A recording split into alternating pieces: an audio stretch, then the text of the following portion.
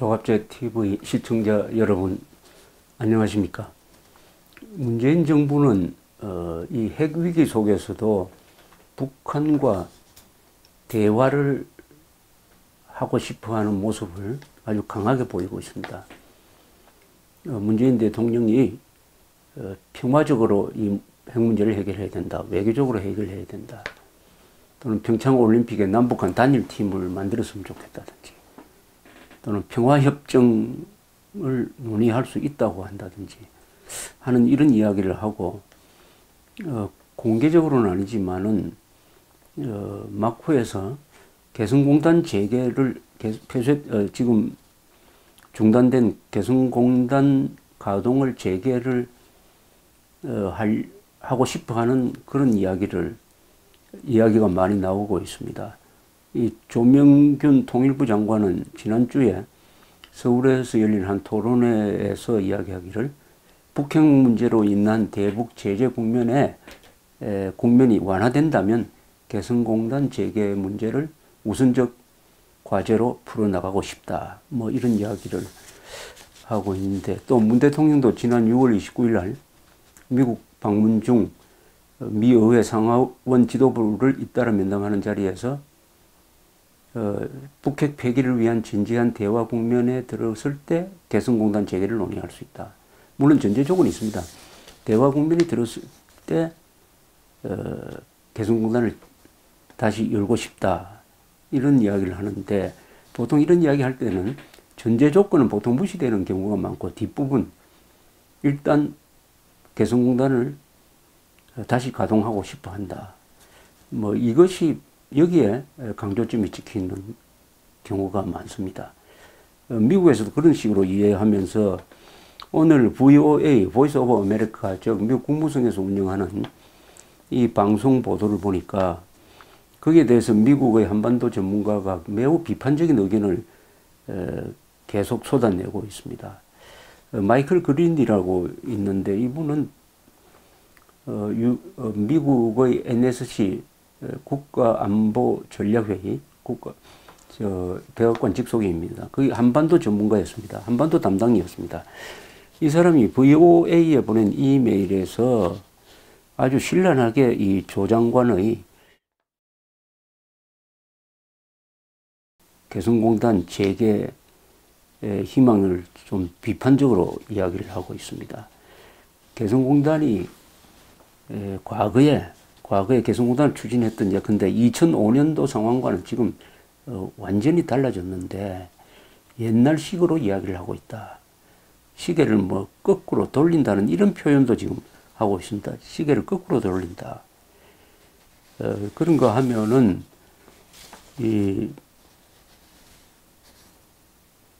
어떤 사람들은, 특히 이 캘리포니아 주립 샌디에고 대학의 스테픈 해커드 교수라는 분은 뭐라고 이야기하느냐. 개성공단을 재개해가지고 개성공단에 북한 사람 임금을 지급한다면서 달러가 현금으로 들어가는 것은, 이것은 유엔 결의를 위반하는, 유엔 안보리의 대북 제재 결의를 하나도 아니고 여러 개를 위반하는 것이 명백해진다. 그렇다면 한국은 유엔 안보 결의를 위반할 뿐만 아니라 미국의 대북 정책 방향과도 맞지 않는다, 이런 이야기를 하고 있습니다. 지금 아시다시피 국제사회, 미국이 주도하는 국제사회의 유엔 안보리가 공식적으로 그것을 승인한 이 대북 제재의 핵심 전략은 북한에 들어가는 현금줄을 차단하겠다는 거죠. 북한은 이른바 두 개의 경제가 있습니다. 세 개의 경제가 있습니다. 하나는 군대가 운영하는 경제가 또 하나 있고, 하나는 인민경제가 있고, 하나는 궁정경제가 있습니다. 궁정경제, 이거는 노동당 지도부 그리고 김정은 그 소수의 북한 지배층을 위한 경제죠. 이 군의 경제와 궁정경제는 달러로 돌아갑니다. 이게 달러로. 이 달러를 가지고 김정은이가 호화판 생활을 하고, 그리고 북한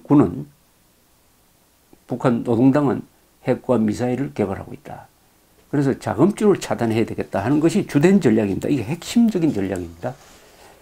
그런데 개성공단을 통해서 현금이 임금 형식으로 그동안에 약 1억 달러 조금 못 미치는 정도로 매년 들어갔습니다. 1억 달러. 1억 달러가 그렇게 큰 돈은 아니지만은 북한에서 쓰는 큰 돈입니다. 그러나 개성공단이 한때 북한 종업원이 5만 명이었습니다. 이 5만 명이 한국 사람이 운영하는 기업에서 월급을 받고 한다는 것은 나름대로 남북관계에서 의미가 있었습니다.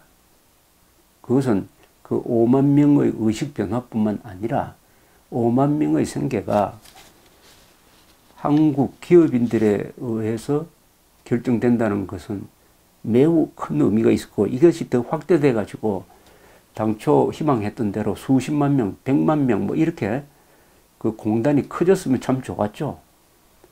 그러나 그렇게 그것은 한국적 희망이었고, 그 희망을 부순 것은 북한이었습니다. 천안함 이명박 정부 들어서도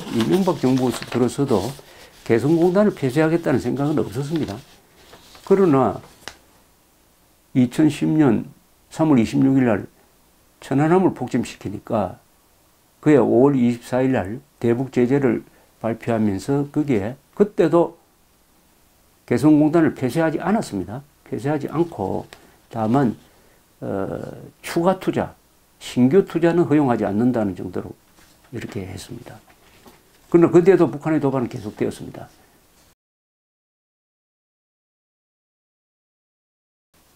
북한이 그러면 개성공단을 자기들 5만 명을 먹여 살려주는 개성공단을 소중하게 여기겠다면 도발을 안 해야 될 거 아니겠습니까? 그 도발을 못하도록 하는 하나의 견제장치라고 우리는 생각을 했는데 그 뒤에도 계속 도발하는 겁니다. 드디어 2010년 11월에 23일에 또 연평도를 포격했지 않습니까? 그래도 우리는 개성공단을 폐쇄하지 않았습니다.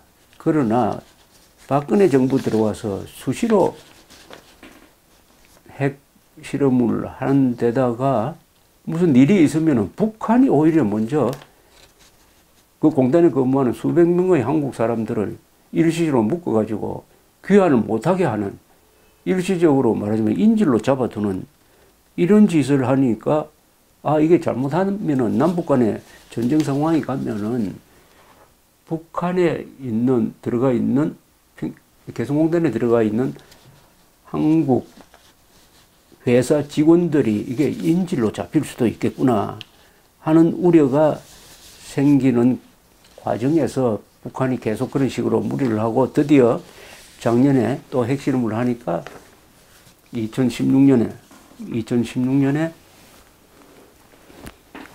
개성공단 가동을 중단시킨 것인데, 이것은 제일 중요한 이유가 북한 핵실험에 대한 국제 제재에 우리가 동참한다는 의미가 있었지만, 그보다 더 큰 것은 거기서 일하는 한국 기업인의 재산권, 우리 종업원의 생명권을 북한이 보장해 주지 않는다.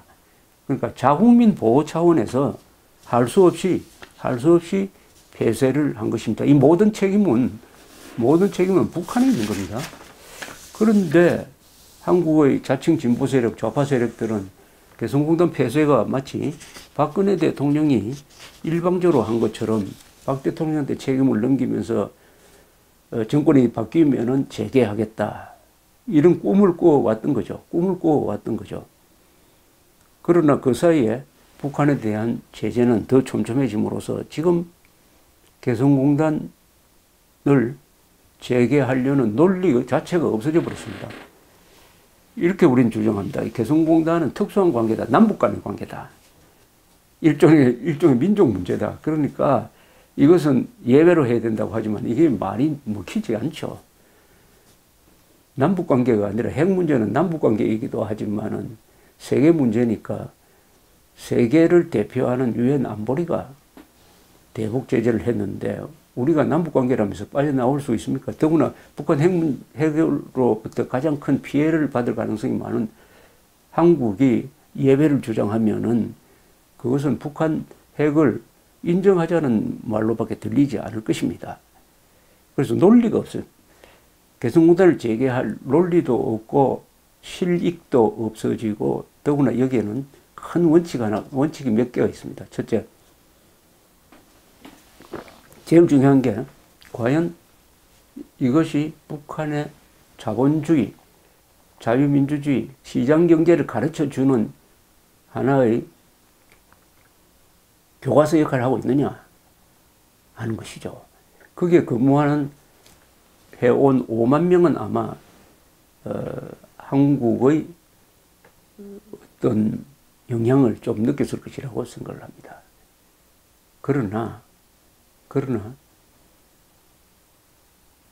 그것이 바로 북한 체제를 바꿀 수 있다고 생각하는 이 망상입니다. 망상. 북한 체제는 그렇게 해서 바꿔지지가 않는 거죠.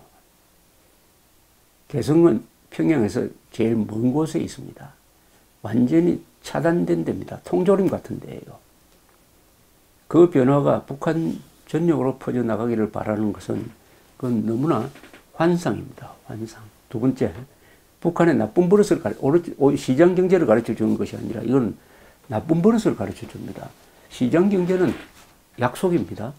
계약을 중요시합니다. 그리고 주고받는 겁니다. 정당한 대가를 주고받는 건데, 지금 거기 1인당 근데 한 달에 월급이 $100를 준다고 한다면은 어떻게 되느냐? $100를 주면은 그 노동자한테 $100가 가야 될 거 아닙니까? 그런데 노동자한테는 $10도 안 가요. 나머지는 다 당으로 가버립니다. 당. 노동당으로 가버려요. 노동당으로 간 이 돈은 아마 핵 미사일 개발에 쓰이든지 김정은 정권의 실세들의 방탕한 생활에 쓰이는데 전용되었을 가능성이 충분합니다. 그러니까 이건 인민을 돕는 게 아니라 북한 노동당과 북한 군부를 강화하는 결과를 빚고 말았습니다. 또 이거는 국제사회가 엄격하게 금지하고 있는 이게 노예노동입니다. 노예노동. 착취죠. 북한 노동당이 개성공단 5만 명의 북한 노동자를 착취를 해가지고 90%를 뜯어간다. 이 조폭도 이런 조폭이 없죠. 이것을 정당화하는 것 아니겠습니까? 이걸 정당화하면은 북한한테 시장 경제를 가르쳐 주는 게 아니라 약탈 경제를 가르쳐 줍니다. 약탈 경제. 아, 나만은 뜯어 먹으면 된다. 또 노동자도 혹사시켜서 실컷 일만 시키고 그 봉급은 자기들이 중간에 가로채가지고 그 중에 한 10%만 나눠준다. 이것은 시장 경제를 가르치는 게 아닙니다. 더구나 현금이 들어간다는 이 점이죠. 이 점. 모든 점에서 결론적으로 말씀드리면 개성공단 재개 논의는 지금 말도 꺼내지 않아야 합니다. 이런 말을 꺼내면은 국제사회에서 한국이 외톨이가 됩니다. 외톨이가. 미국만 싫어할 뿐만 아니라 인권을 소중하게 생각하는 유럽 나라에서 지금 노예 노동을 금지시키는 이런 운동을 하고 있는데 한국만 북한은 예외다. 북한은 예외니까 북한은 봐주자. 북한을 더 엄격하게 다뤄야 돼. 그 북한이 누굽니까? 북한 인민이 아니고 북한 노동당 정권, 반인류 범죄 집단이고 전쟁 범죄자이고 민족 발해자인 김정은 정권을 현금으로 도와주는 개성공단 재개 움직임은 이 국제사회에서 대한민국을 외톨이로 만들고 반인류 범죄 집단인 김정은의 변호사로 만들어서 경멸을 받도록 하게 될 것이다. 이건 국가 자존심과 관계되는 문제이므로 개성공단 재개 이야기는 제발 안 나왔으면 합니다. 감사합니다.